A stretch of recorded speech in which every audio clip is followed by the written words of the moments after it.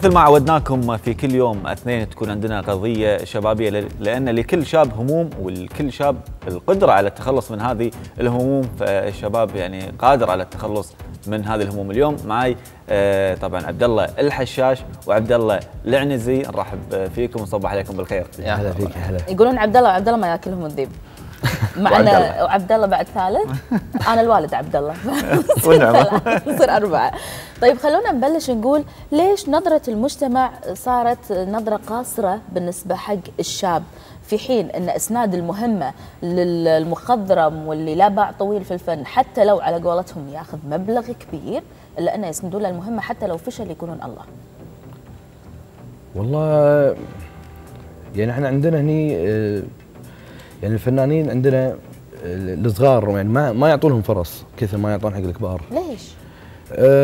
يعني صغير ما حد يغامر فيه، يعني ما حد يعرفه. يعني احنا محتاجين برنامج نفس مثلا ستار اكاديمي، يعني كم ستار اكاديمي الحين على اساس يطلعون الشباب اللي بالكويت مواهب. احنا عندنا مواهب وايد بس يعني يخافون. يعني انا مثلا عندي شركه ويجي لي مثلا فنان مثلا يبي يغني وانا ما اعرفه، اغامر فيه لما انزل في السوق ما ادري الناس تحبه الناس ما تحبه.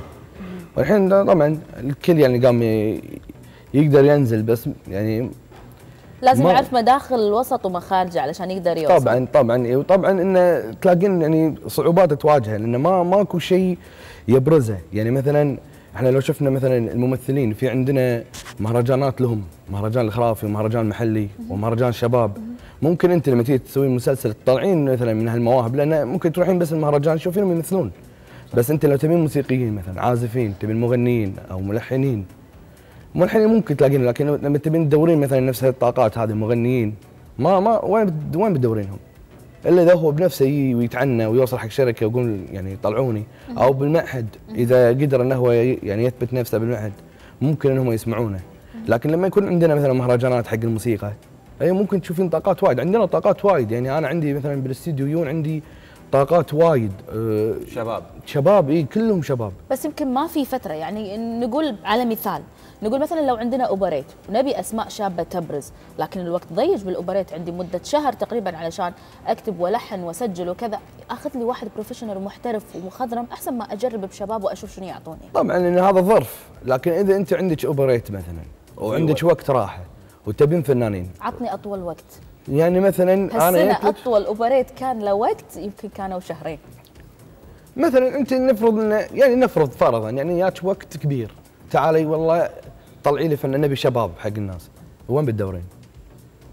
ماكو الا بتروحين محل كاسيت تشوفين فنانين يدد اي والله هذا مع انه في اقوى من عندهم، وفي ناس عندها طاقات وايد قويه لكن ما لها حظ. يعني في ناس ما عندها ماده عشان تقدر تنزل البوم او توصل لقاء. يعني في ناس ما عندها ماده عشان تدرين انت الحين الخبر واحد شيء وقدره، عشان تقولين والله انا عندي سنجل ويمكن يضرب ويمكن ما يضرب. يعني شو تسوين؟ نظرة المجتمع للفنان، يمكن وايد ناس يهضمون حق الفنان، مو بس الفنانين نفسهم، المجتمع بشكل عام. والله انا اقول لك، يعني انت لما تيجي تقعد مثلا تلاقي مثلا نفرض انت قاعد مع اهلك، تلاقي مثلا واحد يقول لك والله انا بنتي طلعت دكتوره، وانت دكتور بس انت دكتور موسيقى، هي دكتوره مثلا بالطب، هم يشوفونك ان انت موسيقي كانك ما سويت شيء، ويشوفونها ان هي سوت انجاز كبير. هو هني بالمجتمع هني كلامهم صح، لكن انت برا هناك مثلا باوروبا مثلا انت عشان تكون موسيقي انت تعتبر باحساسك، مو بس كذي، تعتبر شيء نادر.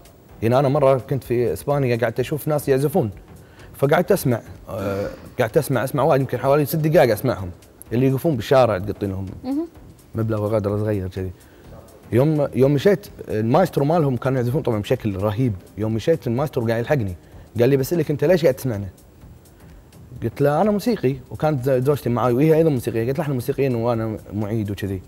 استانس، تصور انه هو يعني قال انت موسيقي؟ قلت له ايه، كان ينادي ربع قال ما هذا موسيقي كان قاعد يسمعنا.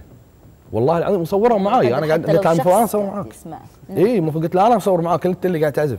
تقول لا يعني هو حتى انا ما عزفت له، ما شافني، انا مجرد قلت له انا موسيقي وكذا مكان حتى عجبه احساسك بالموسيقى. اي وانا شلون قاعد اسمعه ومنتبه له، وهو كان قاعد يعزف بشكل وايد يعني طيب مقنع. طيب خل نقول ان القاعده الاساسيه الحين معرفه الناس تجاره، ولو كان لك اصحاب واقارب واسطات داخل الوسط الفني ممكن تظهر وينعمل لك بروباغندا من غير ما تبذل اي مخاسير. نقول يعني في حفله من الحفلات شلون ظهر لنا فواز المرزوق؟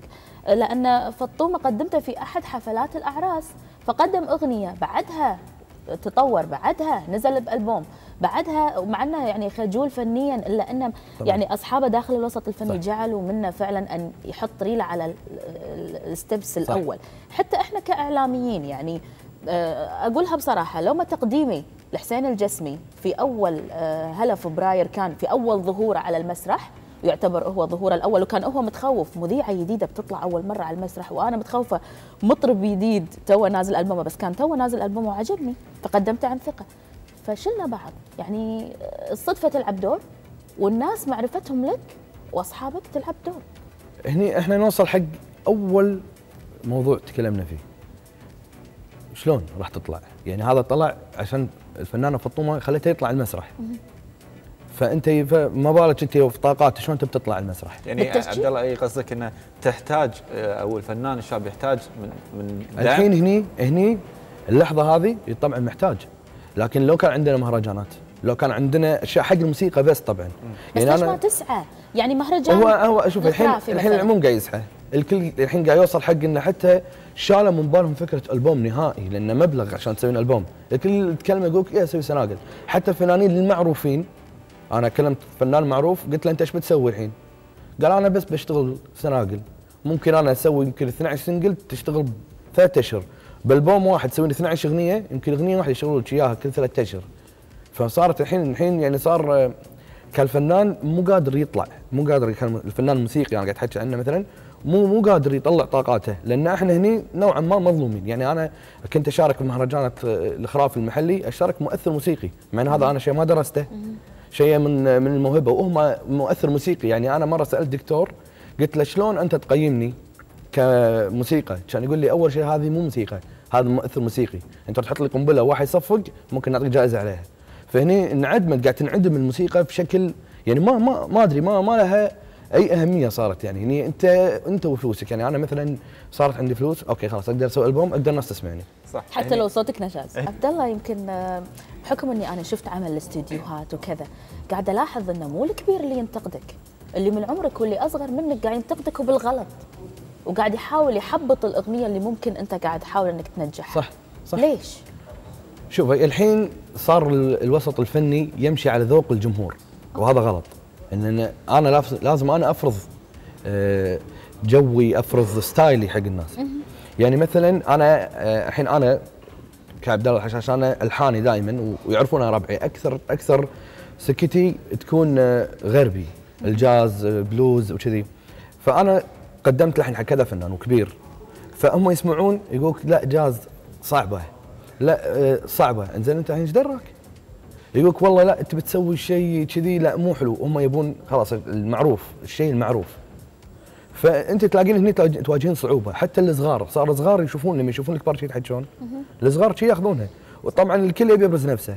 فانت حتى لما تيجي تتعبين تسوين شيء جديد حق السوق، ما في احد يسمعك، ماكو اي احد ممكن يقول لك لا غربي، لا ترى وايد غربي، يعني يا ريت تنزل حط شوي شرقي، انزين انا معاك، ما في وايد مثلا رمبا خليجي، في وايد خبيتي في السوق، انزين لمتى انا راح اسوي غربي وهو نفس الخبيتي؟ بس كثر التكرار يعلم الشطار. يعني عندنا ربعنا ايام ما كنا بالاذاعه يدق عليك حط اغنيتي وحطها، بتسمعها باليوم، يمكن يقول لي انا ويقول حق اللي برنامج اللي وراي واللي عقبه يمكن تسمعها 20 مره، لغايه ما انت خلاص تستسلم امر الواقع، ومغناطيسيا ان انا حبيت الاغنيه. صح، بس اذا ما عندك احد شلون الاغنيه راح تشتغل؟ زين عبد الله، ما تشوف ان بهالوقت الاغنيه بدات شوي تنزل وايد عشان مجاملات، ولا مثل ما قلت ذوق الجمهور يبي كذي؟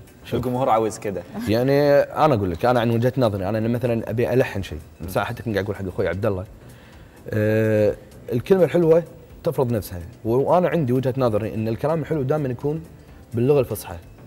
فالحين انت توج قلتي عن الكلام، الحين خلاص تردى الكلام، يعني سوق فصحى ما في، فلما الفصحى فيها تعابير وفيها كلام وايد قوي، ممكن تلحن منه. طبعا هيك الحين طبعا الجديد انه يتلحن بعدين ينحط فوق الكلام، هو المفروض ان العكس، المفروض الكلام يقرا، واحد يقرا من الكلام يتلحن. الحين قاموا يبون اللحن جاهز، يعني انا اقدر بالسياره يقول ترى لا شوف خلاص طلع لحن ويجي حق الشاعر مثلا يقول له ركب لي كلمات، ويكون محدود طبعا الشاعر ما عنده خيال، يكون محدود اللحن كذي صاير، فخلاص هذا جوي. لكن ما تاخذين انت يروح الشاعر نفسه وتلحنين تضيفين عليه وهكذا يعني. تأيد عبد الله الموضوع. فعلا اللحن ممكن اني انا اسمع لحن واكتب عليه، مو شرط اني انا اعطيه اللحن هو يلحنه. فعلا تعطي الكلمه وهو يلحنها. اي هذا تقليديا، لكن احنا بنسوي شيء جديد يعني الحين ما افصل لك على جسمك، تعال طبعا في حق البدله. حلو كذي. مثلا يعني هني يعني حرام يعني الشاعر هني انا بوجهه نظري ينظلم. يعني انا الحين اقعد مع الشعراء دائما اقول لهم عطني نصك الحنه، ما اقول عندي لحن تعال حط نصك عليه، ما يصير. فانا دائما اكلمهم اقول عطني لحنك، عطني شعرك عفوا، وانا قاعد الحنه. وطبعا قاعد اضيف الحين، انا قاعد اسوي شيء جديد، اني قاعد احاول اني ادخل الغربي البحث في الموضوع، لان في ستايلات اجواء هم خلاص هم سمعوا التركي وقفوا خلاص. يعني كلش اي خلاص وخلاص، يعني صار عندهم يعني كلش حط يعني قاع غربي شويه كذي، ولكن الدنيا تكون شرقي، او ان الدنيا تكون غربي لكن اللحن الاساسي يكون شرقي.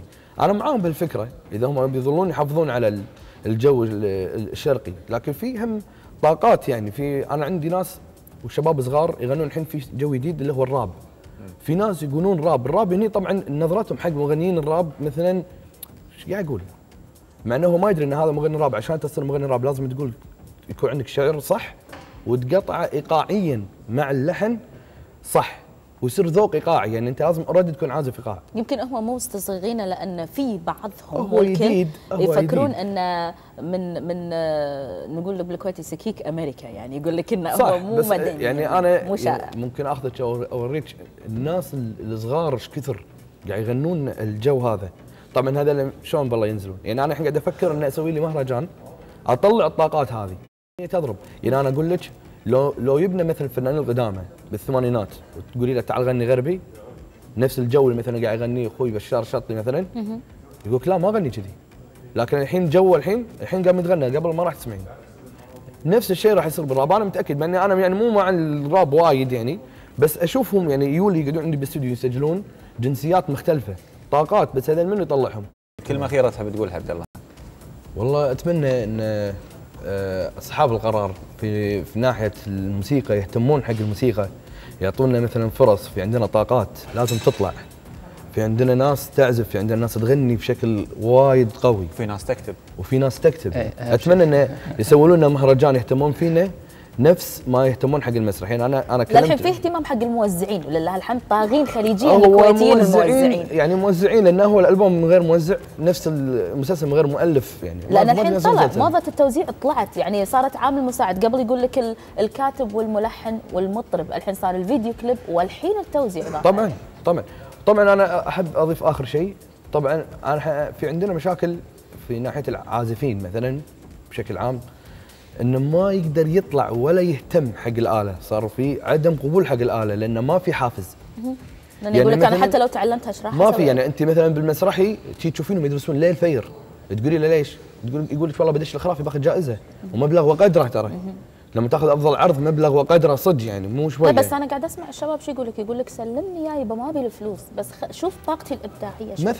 مثلا ممكن تصير يعني تسمع انت تصير احسن مذيع مثلا على الخليج. شلون؟ لازم حضور، لازم ظهور، لازم دعم. شلون؟ محتاج مهرجان، محتاج مسابقه عشان تصير احسن واحد. ما تطمح تصير احسن واحده. لازم يبي لك مسابقه. انزين شلون؟ انا كحين منفذ الحين، شلون اصير احسن منفذ؟ مو بس كلام، محتاج جائزه اوسكار. حتى هناك يعني في اوسكار حق المنفذ حق الكلمه. فاتمنى انه يكونون يعني لنا فرصه، يسوون لنا مهرجانات، يعطونا حافز حق العازفين اليهال الصغار. باكر ممكن نصير احسن من احسن ناس يعني. ان شاء الله. نتمنى لكم كل التوفيق ان شاء الله. عبد الله الحشاش، عبد الله العنزي، شكرا على حضوركم، وان شاء الله نتمنى كل التوفيق لكل الشباب في كل المجالات، لان مثل ما ذكروا الشباب ان الشباب طاقه، لكن محتاجين الى تشجيع، تأييد، دعم لكل الطاقات الشبابيه اللي عندنا. نكرر لكم الشكر ويعطيكم العافيه. الله يعافيك. موفقين ان شاء الله. نستمر وياكم في باقي فقراتنا في صباح الوطن. اقول شغله صغيره؟ قولي شغله. يا ريت ان انتم تشجعونهم، لان احنا ترى مو دايمين، عقبنا راح يجي جيل لا تخلون الديره تنزل.